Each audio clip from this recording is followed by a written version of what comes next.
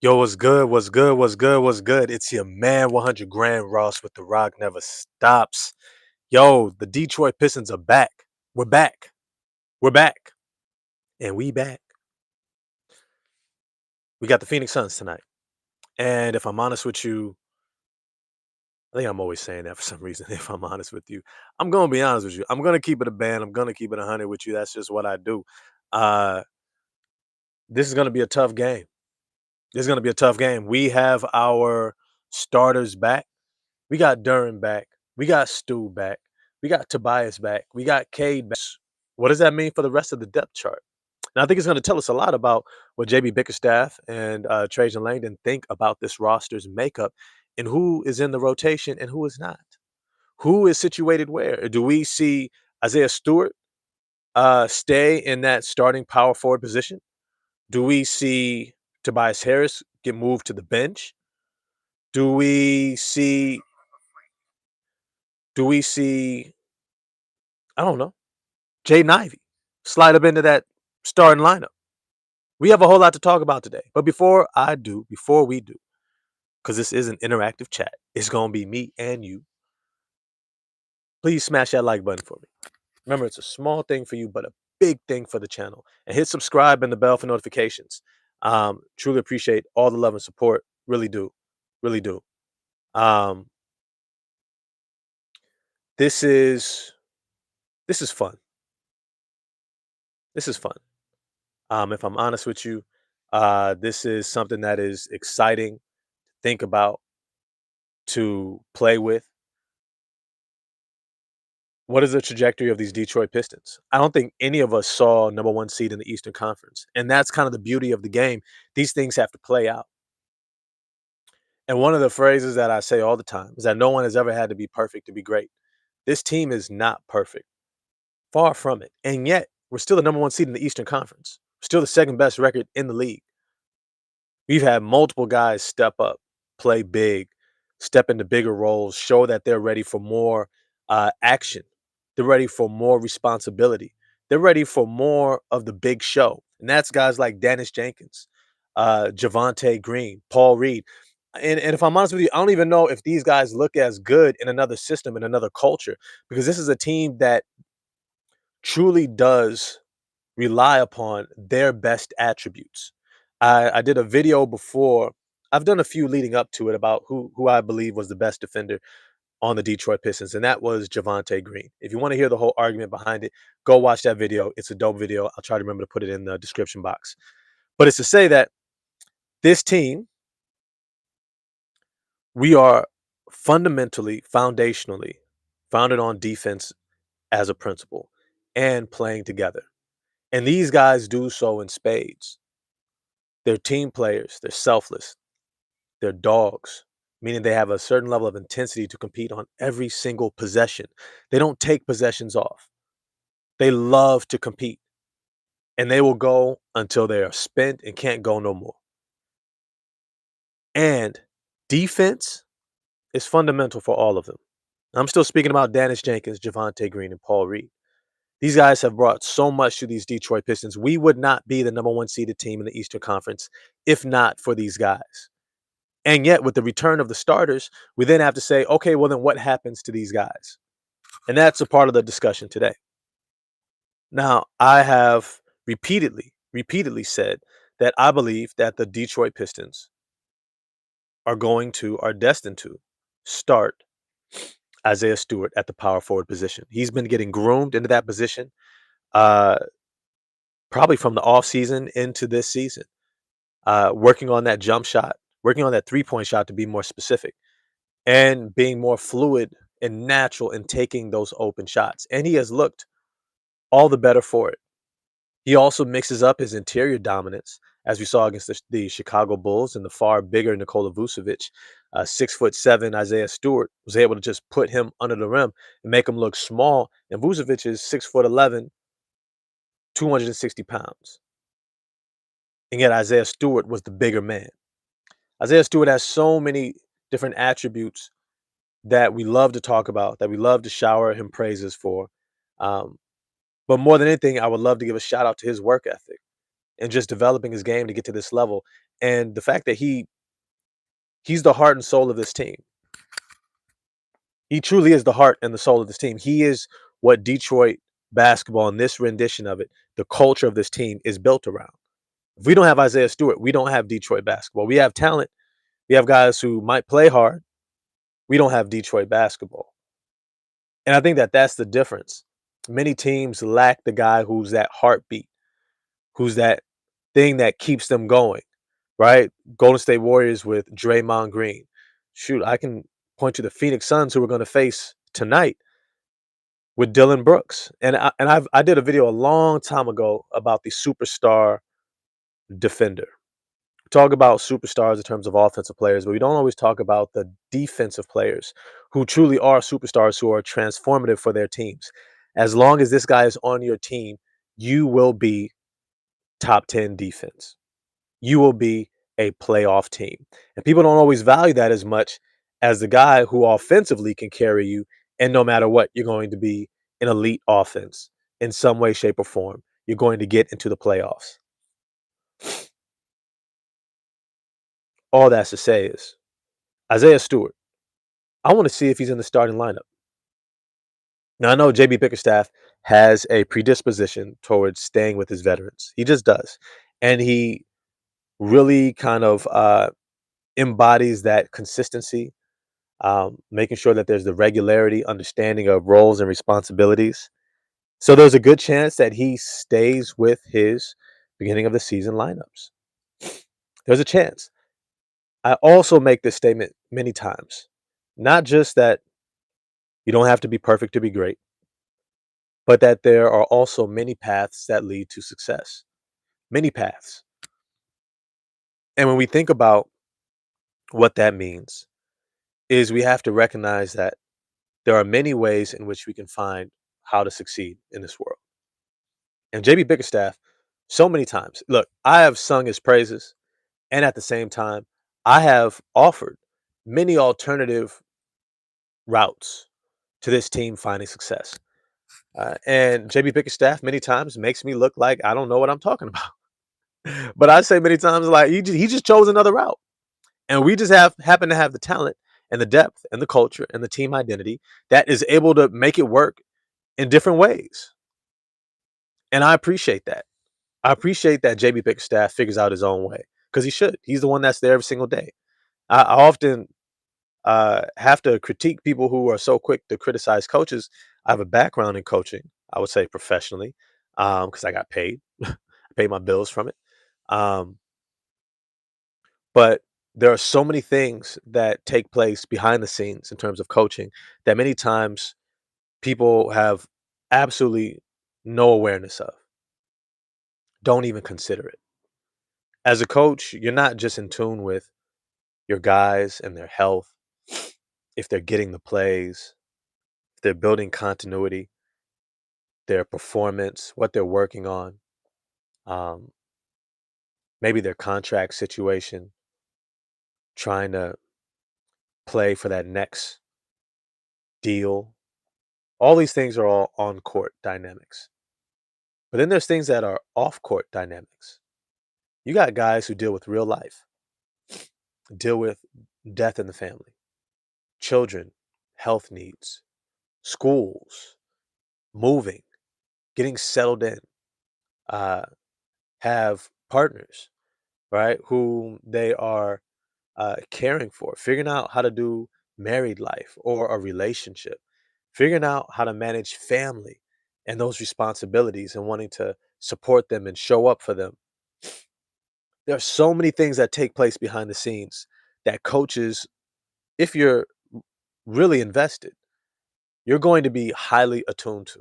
And so seeing who starts and who plays and the minutes distribution also takes those things in mind too. I say all of that to say is that the decisions that JB Bickerstaff and his staff is making from uh, game to game, day to day, I step back and I say, I recognize that there are things that you might be considering that I haven't even thought of, that I haven't even considered. And so I completely, hey, here's my idea. Here's a thought. Let's see what happens. Let's roll it out. I said a few games back, hey, it would be a good time to rest Cade. What did JB Bickerstaff do? He played Cade. They got the win. But then he rested the next 2 games and got almost 2 weeks off. Of course, it was a hand strain, and okay, cool. JB did it his own way. And it's been working. It's been working. This team has absolutely been nothing short of spectacular and amazing. And yet, we're not perfect. Tonight, we are going to face the Phoenix Suns.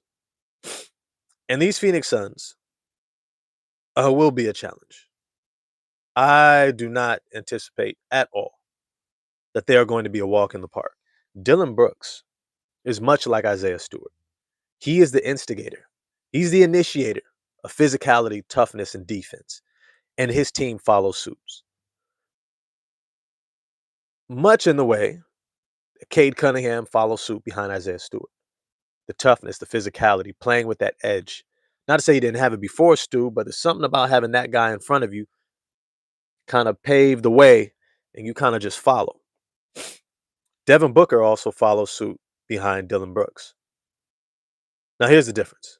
Devin Booker has already been to the mountaintop and lost. He's been to the NBA Finals and lost. He got close. He got so close. Dylan Brooks, at 29 years old, is the same age as Devin Booker. And they want to get back. Desperate to get to that mountaintop, to prove something to themselves. When I look at these Phoenix Suns, I feel like they're a lot like the Detroit Pistons. They're not perfect at all. They are not a team that is without flaws and faults, and yet they know who they are. They are locked in. They are aware of exactly what they're trying to do from night to night, and that is defense. Day in, day out, each night, they are going to defend. They are going to pressure you. They are going to get up into you. And they have guys who have been stepping up, who have been showing out, who have been proving that they are worth more than what other people have maybe given them credit for, or even an opportunity to show. I'm going to go through this roster real quick. Besides Devin Booker, they've got Jalen Green, extremely talented young guy. Kind of reminds me of Jaden Ivey, still trying to figure it out. Then they got Dylan Brooks, as I mentioned before. They got guys like Grayson Allen, right? That's our, what's his name? Duncan Robinson. That's our Duncan Robinson. And then we've got Royce O'Neal, Mark Williams, Kamen Malawach, Nick Richard, Ryan Dunn, Jordan Goodwin, Caleb Gillespie. That's our Dennis Jenkins. And they got Nigel Hayes, Davis, Oso Ighodaro, man, Rasheer Fleming, Kobe Brea, Isaiah Livers, who used to play with us, and Jamare Bouye, who I actually like a lot.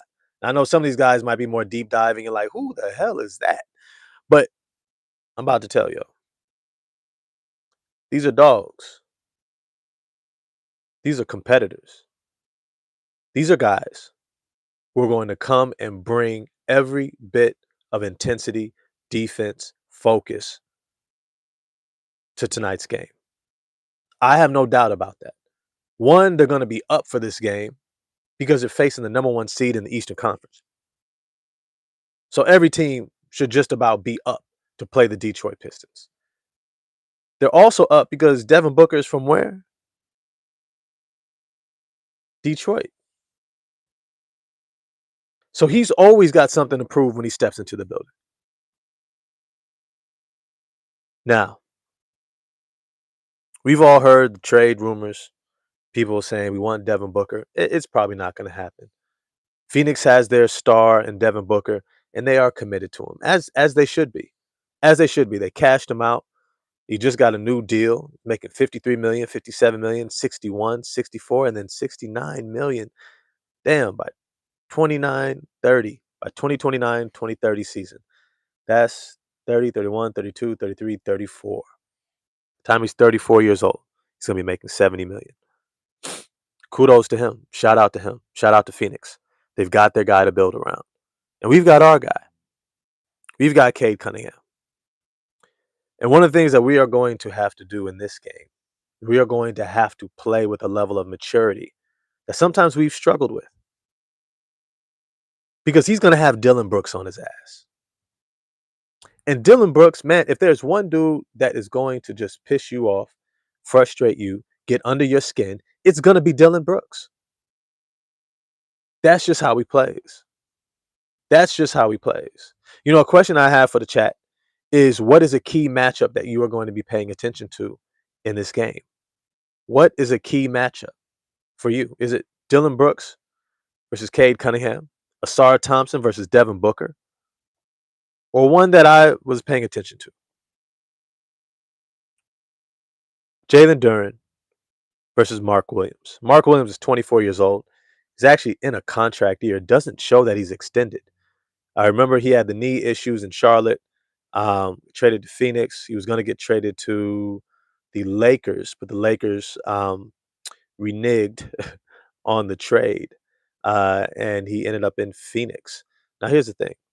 Mark Williams is about 7'1" without shoes, about 7'2" with shoes. He has a 7'7" wingspan, and he's light on his feet. One of the better rim protecting defensive centers in the NBA. I keep telling y'all, Jalen Duren is not 7 feet. He's not really even 6'11". He's about 6'10" and change with shoes. With shoes.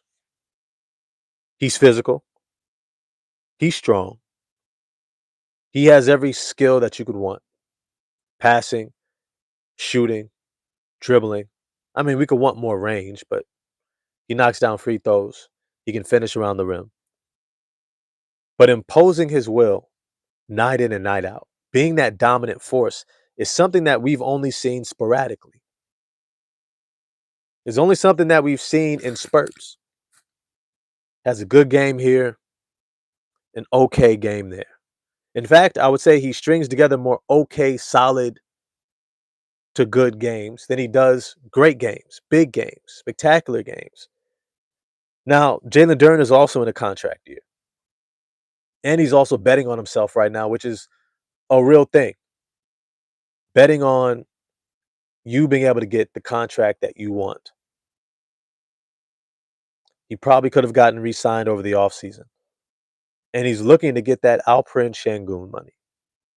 Unfortunately, it looks like he may not even be in the All-Star game, which is going to impact his contract negotiations. And this is a team that is going to have a 7'2" center, 6'11" center in Oso Ighodaro. Then he's going to also have Nick Richards, who's also another 7-foot athletic, springy center. Shout out to Nick Richards from Jamaica. All right. I always got to shout out Jamaica. Kamen Malawach, he probably isn't going to get playing time, but he's another 7'2", 7'9" wingspan center who can shoot. All to say is they have all the size they could want to slow down Jalen Duren. And not just height, but strength and athleticism as well. This is going to be an opportunity for Jalen Duren to show that he can be an intentional scorer. And I'll say intentional because what it means to be an intentional scorer is that you break down your matchup before you get there. You don't just show up into the game and go like, okay, let's just see what I can do. You look at the guy who's guarding you and you say, you know what? This is my plan of attack. This is how I'm about to go at him. This is how I want to make sure that I can be effective in this game, that I can exploit my advantages. Now, sometimes you're going to have an assistant coach who does that for you. He's going to create a scouting report. They're going to create a game plan. Of course, Jalen Duren should be at the center of that. Cade is at the center of that. Stu, Asar, everyone else, right? Duncan Robinson. But Duren has to execute it. Duren has to go out there and make the on-the-fly, in-game adjustments. We could draw up a play here and there. But really what we want to see is what does Jalen Duren do throughout the course of the game? And not just in the first half of the game, but also in the second half, because the second half, many times, if we're honest, that's where he begins to fade. And so, can Jalen Duren begin to consistently put together a full game? That is a major question that I have about Jalen Duren. Look, I love him as a player. I'm excited about him for this team. I think he's going to be a big time player for us in the foreseeable future. If anything, what's crazy is that Duren and Ivy kind of, I'm not going to say miffing or falling short on betting on themselves this year, but let's just say it has played out in the Detroit Pistons' favor. It has played out in their favor, where now you have a lot of cap space that's going to be freed up. Because when Tobias Harris ends his contract this year, 26.6 million, he's probably getting re-signed for 10 or less. 12 at the most if it's a uh what do you call it? Not uh ascending but a descending contract. 12, 10, 8 over the next few years. But you look at this team. Yes, we still need to re-sign Javante Green. Yes, we need to re-sign Dennis Jenkins. Danis Jenkins. We still need to re-sign Jaden Ivey. We still need to re-sign Jalen Duren. But now all of a sudden, we're not necessarily having to worry about we're going to have to pay 30 plus million to Duren and Ivy. Somebody put out there yesterday, I forget his name, in the chat. Shout out to him. You know who I'm talking about. He said we may have to look at Cam Thomas's contract as something along the lines of what Jaden Ivey might be getting. Somewhat of a qualifying offer. Right? He might get an $8 million deal, $10 million deal, $12 million deal. He might get 15 over 3 years. Play two and have an opt out in the third, right? And that's a far cry from the 25 I thought he was going to get this past offseason, or the 30 plus I said he could have gotten if he had a good year. Now I can get into all of that stuff. I did that video on is Jaden Ivey blowing it. I, I did all that, talked about all that. Feel free to go back and check out those videos. Really good videos, I think, personally. All this to say is that we have a team that I think today we are going to begin to see clearly what JB Bickerstaff and Trajan Langdon think of this roster. Closing in on the trade deadline, we're about a month, well, less than a month away. So about 3 weeks away. I think somebody says like February 5th or the 6th.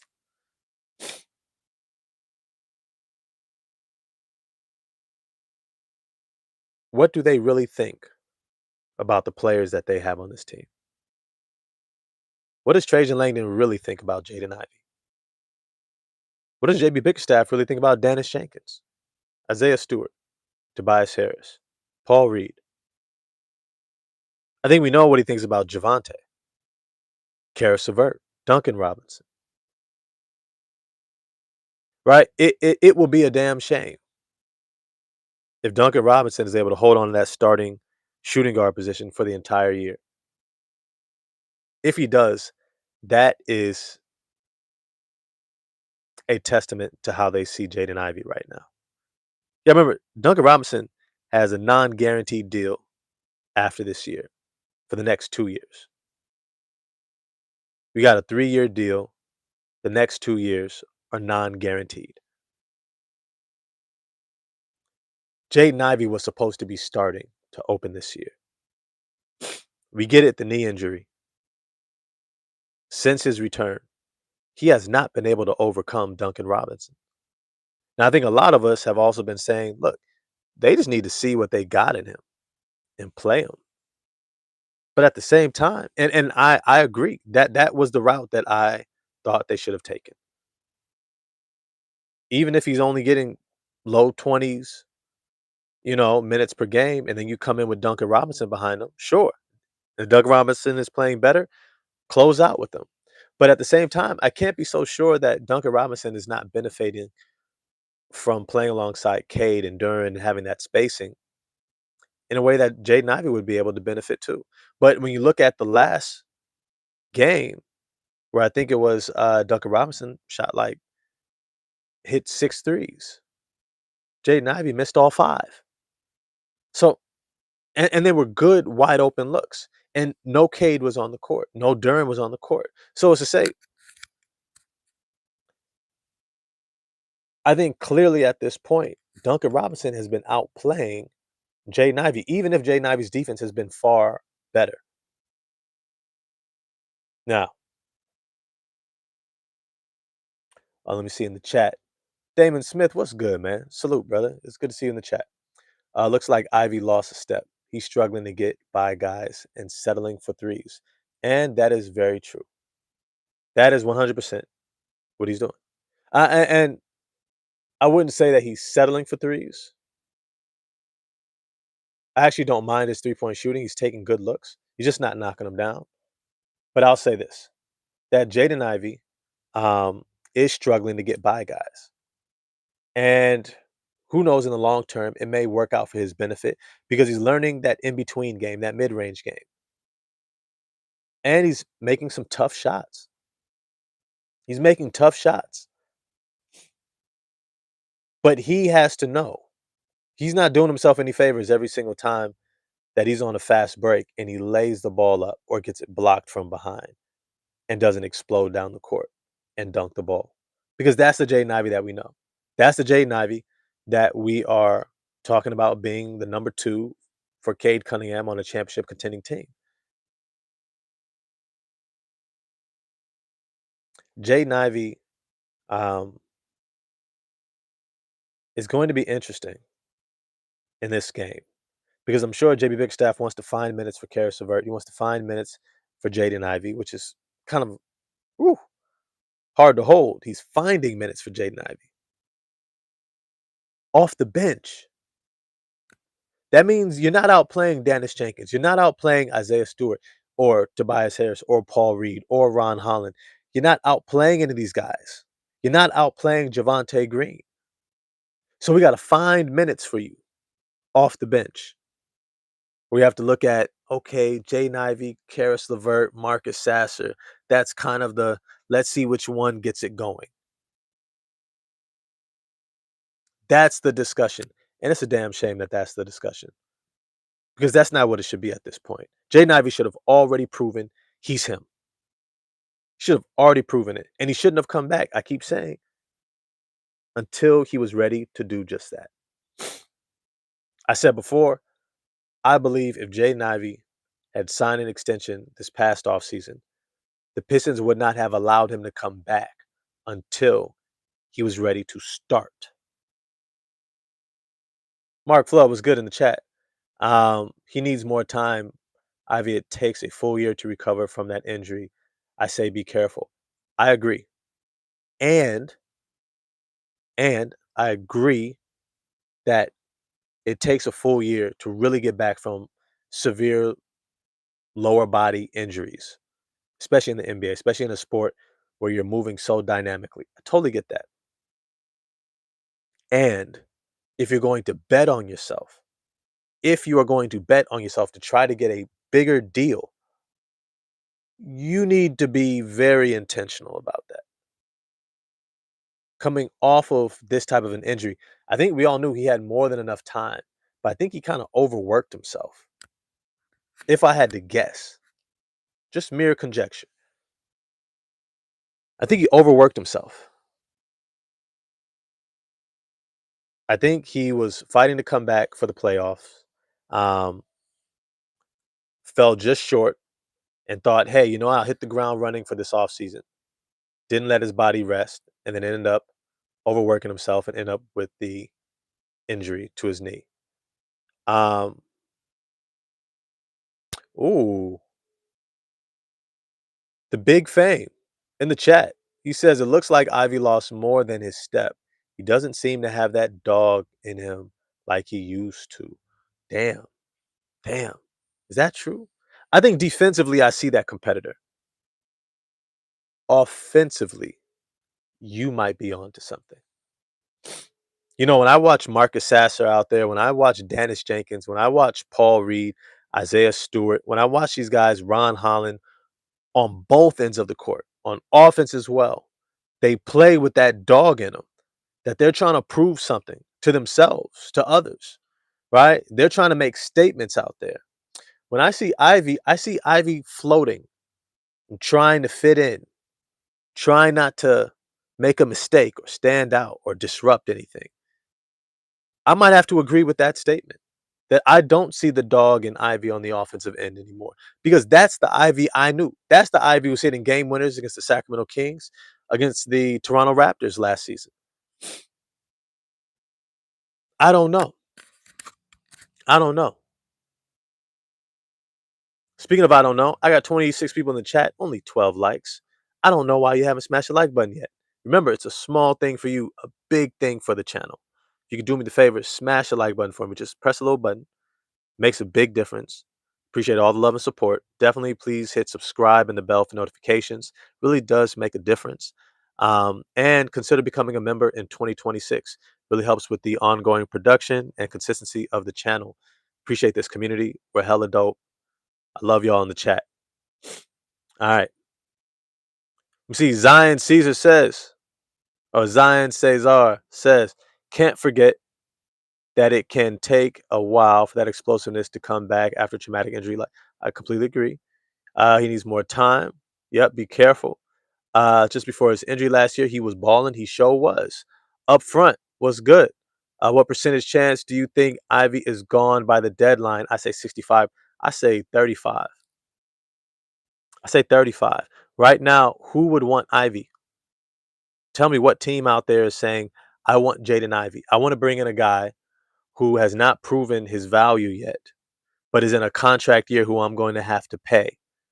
And I'm going to have to bring him into a team situation where he's going to be looking to prove himself, not necessarily fitting in or us really knowing how to fit him in. Remember, I always said he was a shooting guard who got some point guard opportunities because Cade was injured as Jaden Ivey was in his rookie year. Then after that, he had to figure things out. Monty Williams, kerfluffle, and that whole thing. Then you had JB Bickerstaff come along. He's figuring out his role as this kind of combo guard, explosive scorer. Then he gets hurt. Now he's in year 4. He's still figuring himself out. If you are a team general manager, would you want to put your pennies aside? Because under this whack second apron that hurts team building, hurts us as fans, it just allows NBA team owners to just make more and more money. Under this new second apron, you have less and less access to resources to try to sign players. So, what team is going to try to put their pennies aside for Ivy with all those question marks? He has injuries. He's going to stay injured. He's going to keep getting injured. Right? How much do I want to invest in this guy? How much room am I going to carve out for an unknown? Remember, you got other guys. Think about the Washington Wizards. They just drafted Trey Johnson. Is Ivy better than Trey Johnson? Is he better than Bub Carrington? These guys that are already there. Right? Like these are things that you have to think about, that you have to really consider. What does it look like to add Ivy to another team? So when I think about who's going to trade for him potentially, now if you're talking about he's packaged with somebody like Tobias Harris, and I don't know necessarily who we would go out and get, it definitely better not be Michael Porter Jr. But it's to say, I don't even know if I'm Brooklyn if I would want Jaden Ivey. Maybe just to have another asset, sure, I guess. I mean, that's the cold part of the NBA. That's why I always say I also get rid of the draft, get rid of the salary cap, and get rid of trades that players don't sign off on. If a player does not sign off on a trade, you should not be allowed to trade. Think about if your job just traded you to Minnesota right now.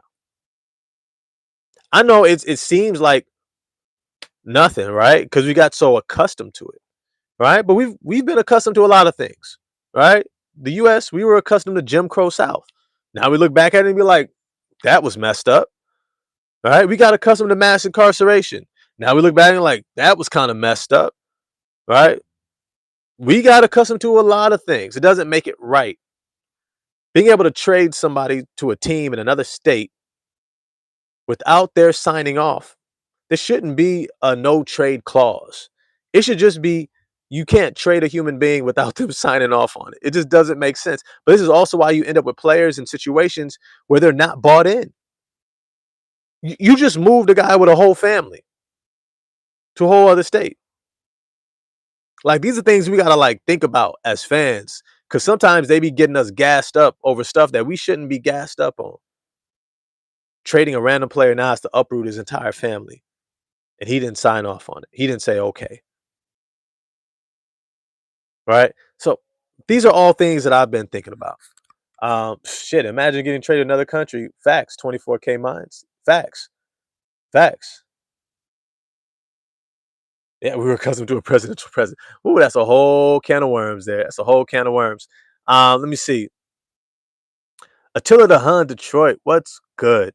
Good afternoon. Good afternoon. Any updates on who is out for tonight's game? I think we have everybody back.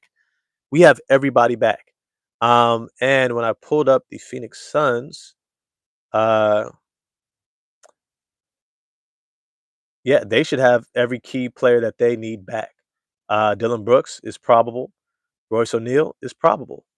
Is expected to play. And then we've got the Detroit Pistons. All of our guys are expected to play. Duran is expected. It says probable for Thursday's game against the Suns. Tobias Harris is probable for today's game against the Suns. And Isaiah Stewart is probable for today's game as well. Probable generally means that more than likely, unless some big snafu happens, they're playing, right? So if they're unlikely, right, that's what we're looking for. We're going to have the full roster. We got Cade, we got everybody. So this should be one hell of a game in terms of competition, but also seeing the rotation. Who's the first, second, third, fourth guy to coming off the bench? We're so deep that we know there's some guys who are just not going to get an opportunity in this game unless it's a blowout, right? Either for us or against us. Tolu Smith had 14 rebounds, 9 points, shot 7 of 8 from the free throw line, and had 4 blocks. We're probably not seeing Tolu Smith for the foreseeable future. And that's a damn shame. But it is what it is, right? I like to call it privilege problems, right? You got problems that people wish that they had. So much talent that you got to be like, man, I can't figure out how to get everybody minutes. That's a great problem to have. And that's what the Detroit Pistons have. When you look at what this team is doing right now and the outlook for the second half of this season, as they approach the All Star game, which I believe voting ended, was it today? Did voting end today or tomorrow? Let me see. Can anybody tell me? Do you guys know? Oh, I could just, let me just get over here. Um, all right. Let me see. Let me see. We have All Star game. All right. It looks like coach is here. All Star voting returns. All right. And yeah, I believe All Star voting is in. Do they have the official? Let me see.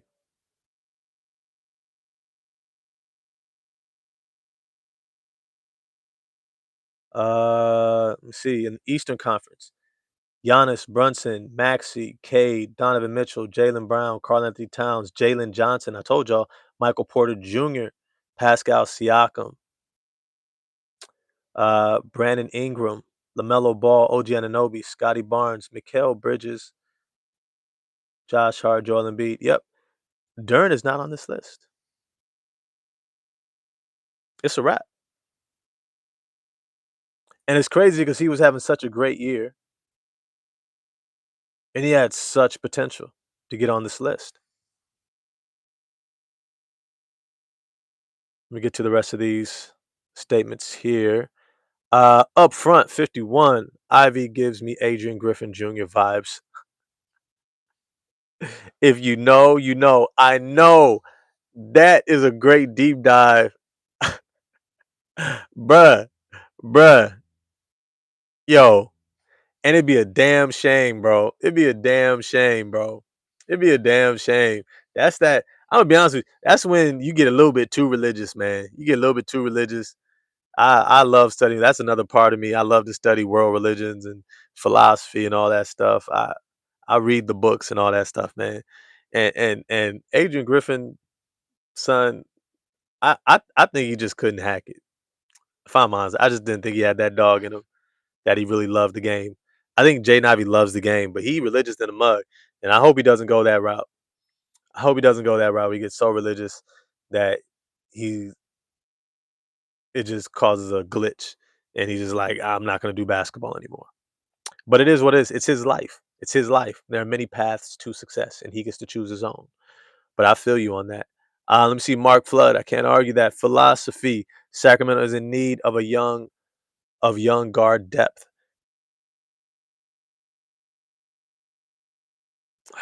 That's a take. That's a take.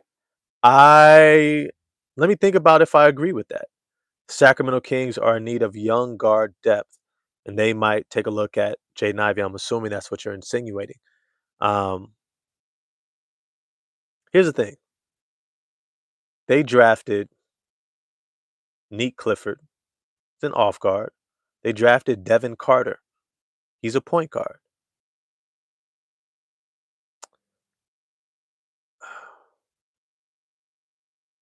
They still have Zach Levine for another year because he's going to opt into that 48.9 million.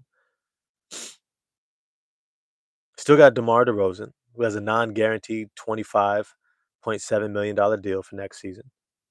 Still got Dennis Schroeder, who's locked in for another season, and then the third year is non-guaranteed. They still have Malik Monk under contract. I don't see where they have room. Still got Russell Westbrook. Still have Keon Ellis. All right, both those guys are going to be unrestricted free agents. I don't know if they have a role and room, and who would they trade to us to get Ivy? I just don't see. I don't see us wanting anybody on that team. Just don't. I mean, I did talk about Domantas Sabonis could be a great Jalen Duren switch up if we really trying to make this run right now. I'm just saying, you put Domantas Sabonis next to Isaiah Stewart, it could work. I'm just saying, just throwing it out there. Hey, don't shoot the messenger. I'm just saying. I'm just saying. Let's say we don't want to give Jalen Duren 35, 40 plus million. I think he would be worth it, but I'm just saying. Maybe that's how Zach Levine ends up there. We get Domantas Sabonis, and then we take back who? Malik Monk also. Get a Sabonis and Monk for Duran and Ivy. That could be interesting. That could be interesting. See, Bobby Faulkner, yo, what's good? He says, how you know it will work. Um,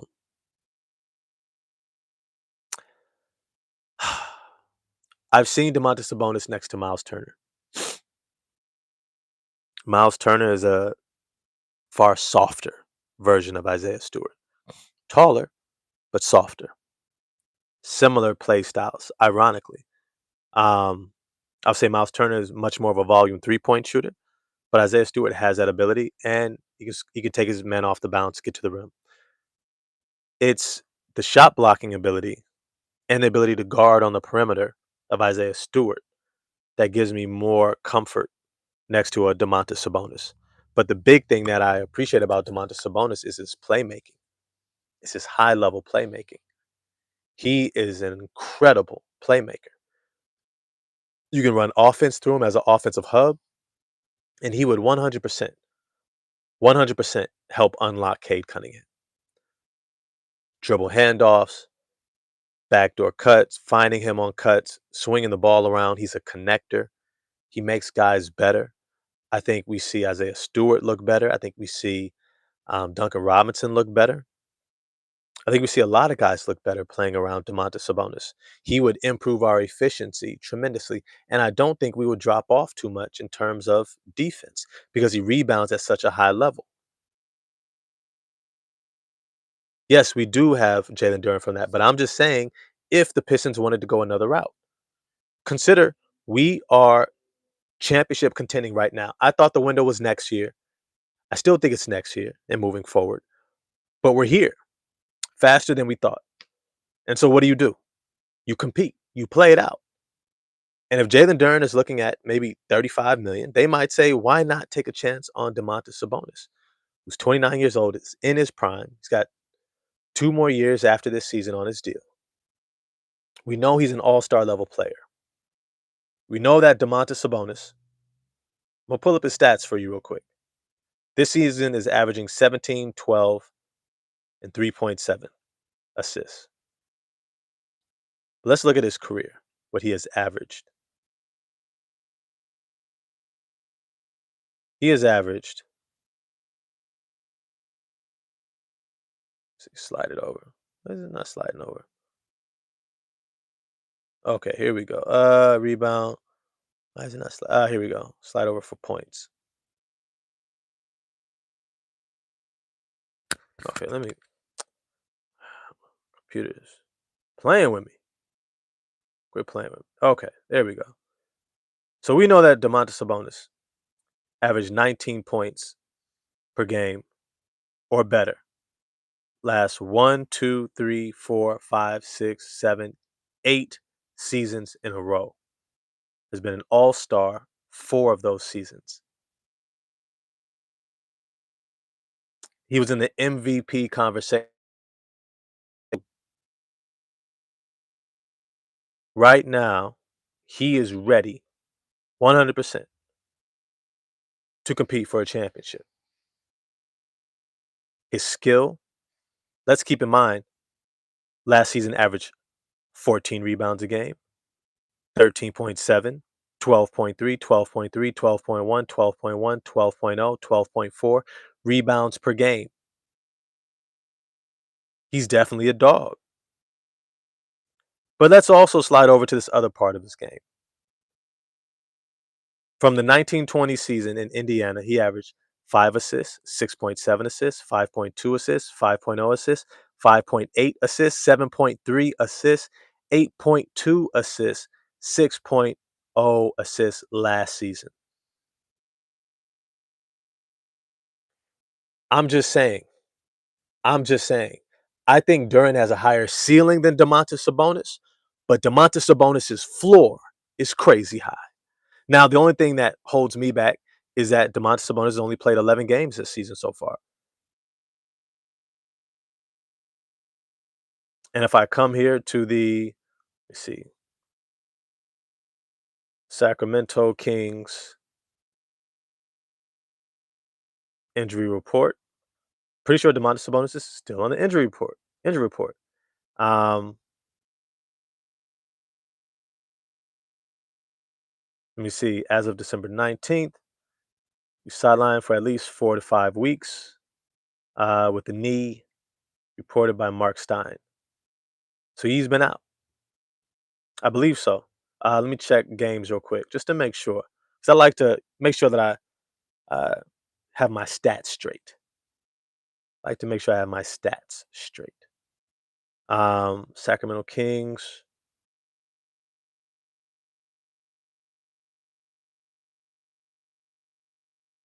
Yep, so he's still been out. So I don't know if I would trade Duran for an injured guy. But let's say Domantas Sabonis comes back this season.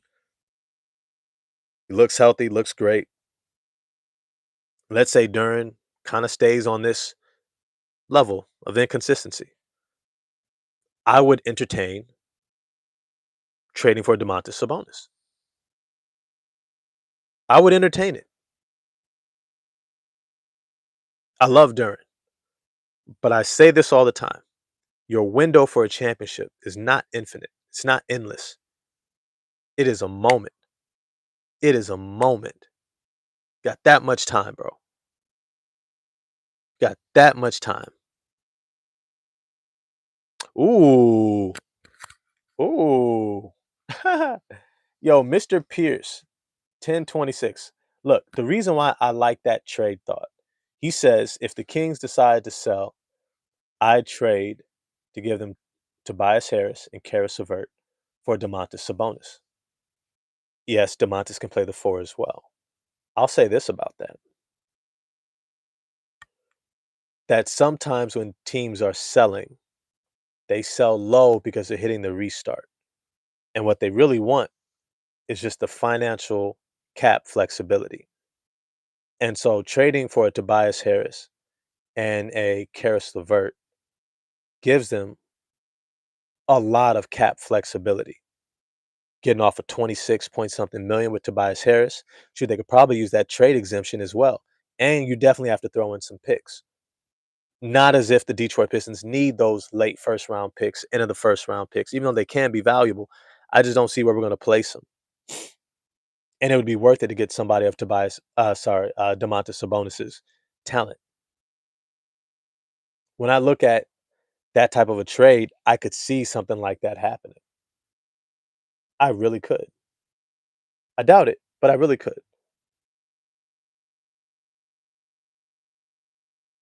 Yeah, we actually have a Mr. Pierce. Our cap would be fine because we're already under the cap, and we're going to have more room with Tobias gone. We have plenty of room to absorb a Domantas Sabonis contract. Um, Bobby Fournier says he's washed. I don't think he's washed, bro. I don't think he's washed. He might be biding his time to see what his team does.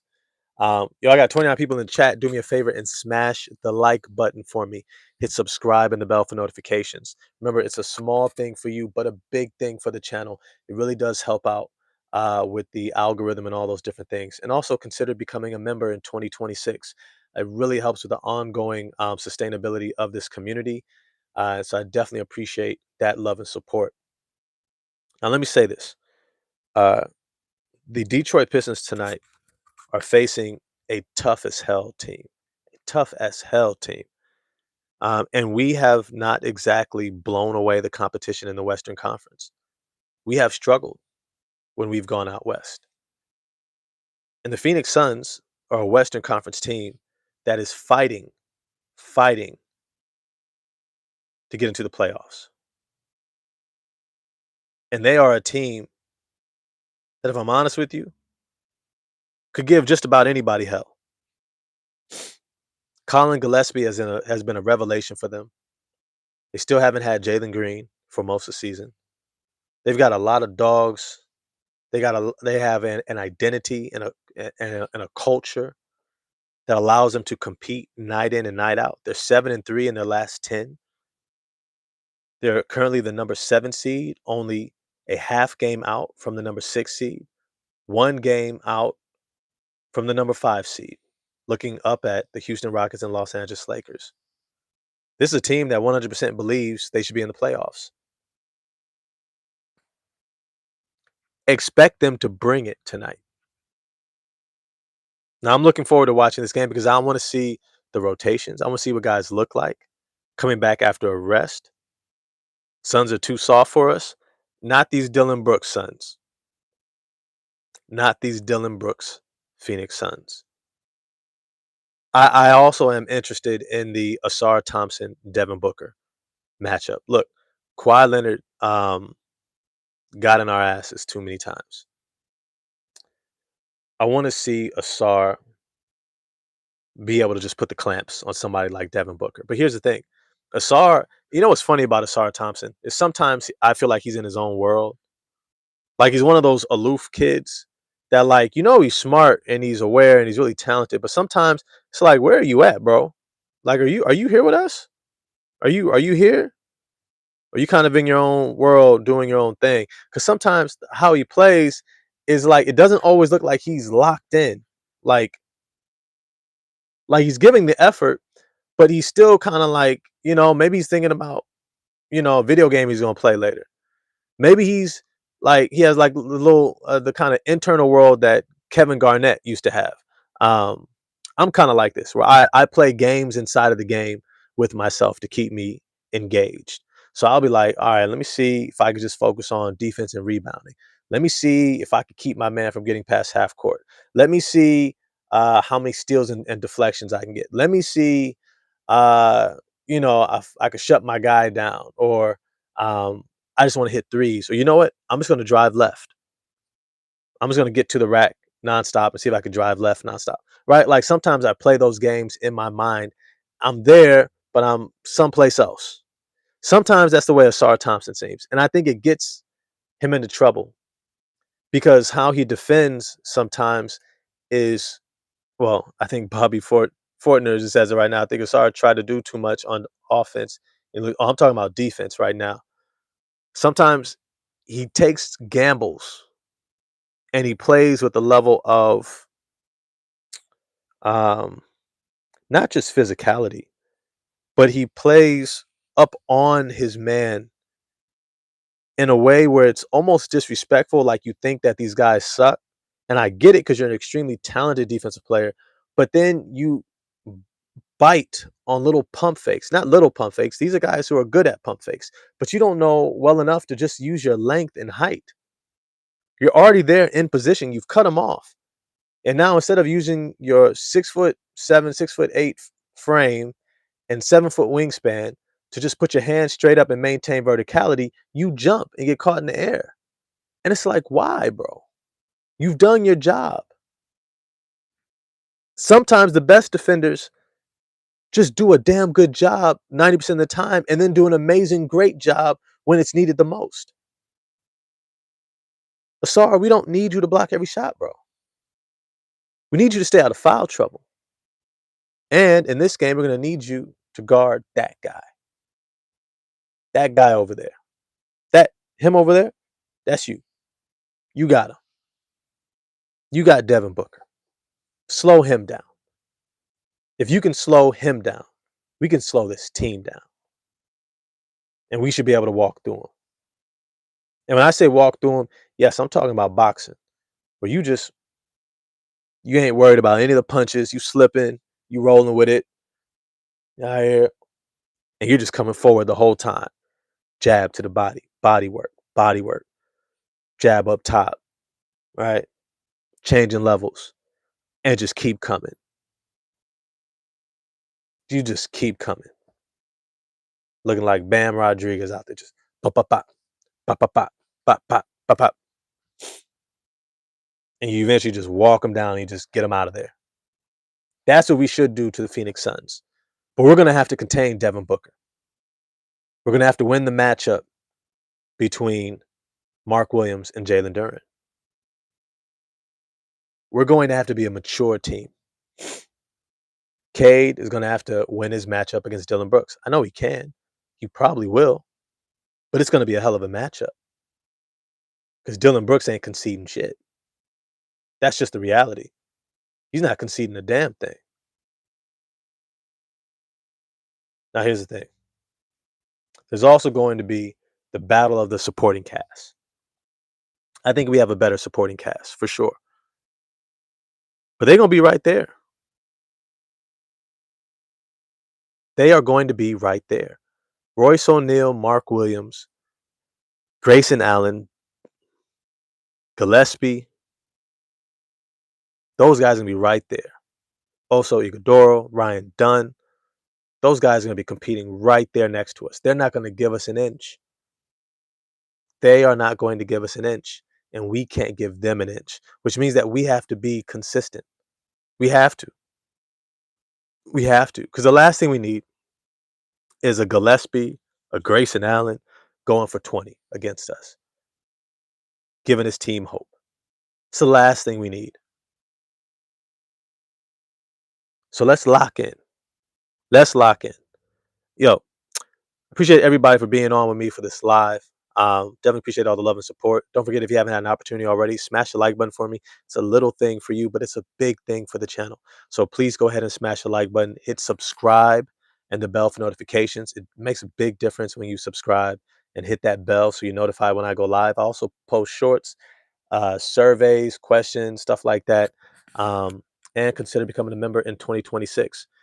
I also like to make sure that I leave y'all with a word for the day, something to, you know, just encourage you to have a great day.